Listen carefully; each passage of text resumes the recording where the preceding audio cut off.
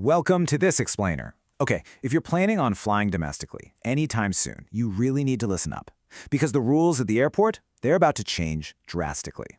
Today, we're breaking down exactly how to get your real ID in Pennsylvania, step by step, so you can travel with absolutely zero hassle.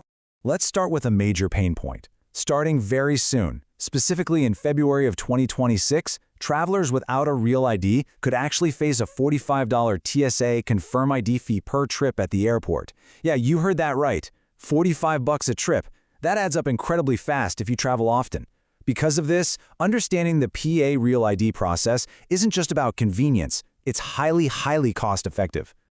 Okay, let's dive into this. The Real ID is your ultimate solution here. Now, it looks almost identical to a standard Pennsylvania driver's license or photo ID, but notice that brilliant gold star sitting in the upper right corner. That little gold star, that proves to the TSA and federal agents that your identity has been fully vetted and verified. So, here's our roadmap for today. First, we'll cover why you need a real ID. Then we'll check if you're already pre-verified, go over gathering your essential documents, show you how and where to apply, and finally, wrap up with costs, timing, and some pro tips. All right, Section 1. Why you need Real ID and that looming May 2025 federal deadline. So, the federal government has set a firm deadline of May 7, 2025 for ID compliance at security checkpoints.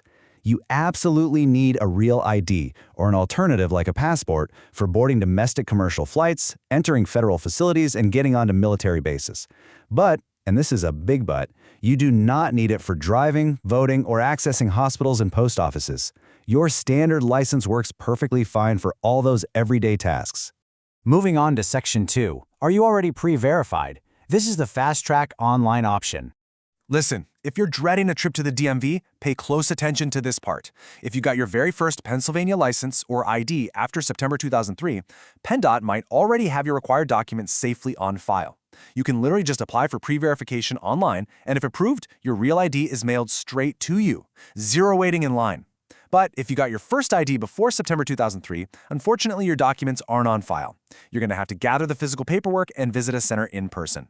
Which brings us to Section 3, gather your essential documents, or as I like to call it, the 3 pillars of your application.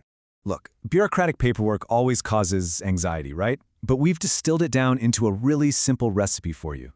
Step 1 is to prove your identity and lawful status. For most of us, this means an unexpired U.S. passport or a U.S. birth certificate. But here is a major pro tip.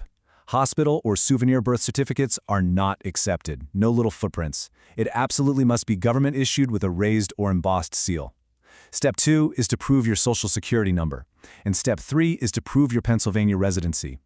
Now notice that Step 3 requires 2 physical, non-electronic documents showing your current name and address. Think along the lines of a utility bill or a lease agreement.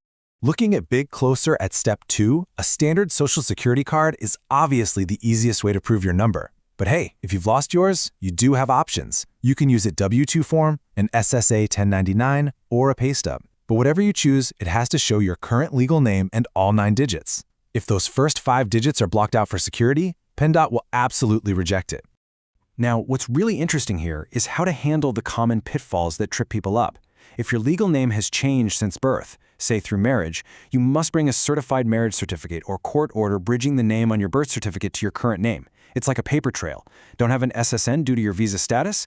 Bring an original ineligibility letter from the SSA.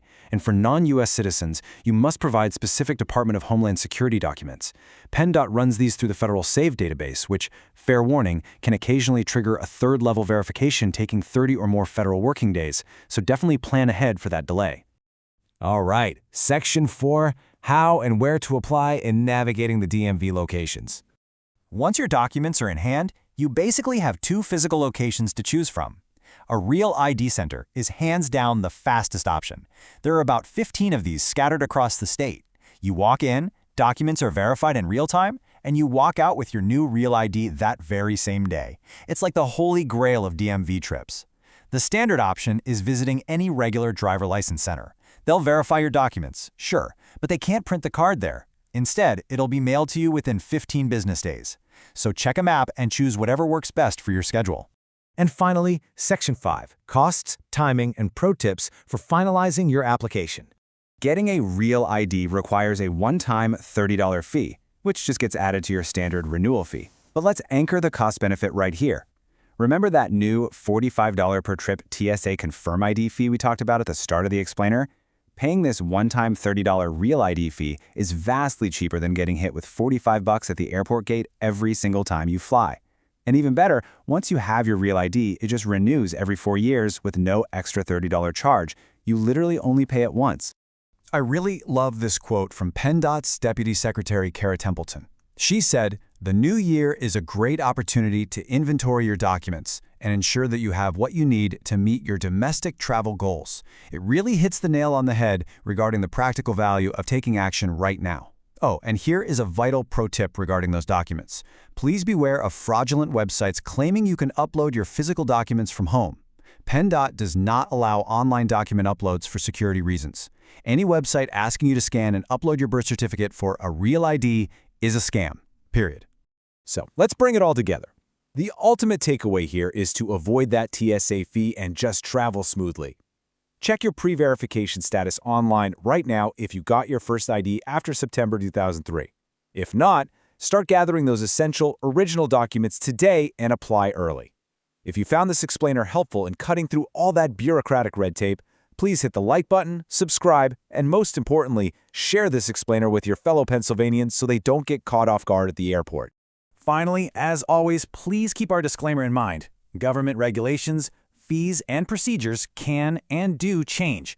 Always consult official Pennsylvania DMV resources, specifically pa.gov/realid, for the most current info. I'm going to leave you with this final provocative thought. Requesting a replacement birth certificate from another state can take up to 6 months. Isn't it way better to open your filing cabinet and verify your documents today, rather than facing a total travel nightmare just a week before your flight? Act now, and safe travels.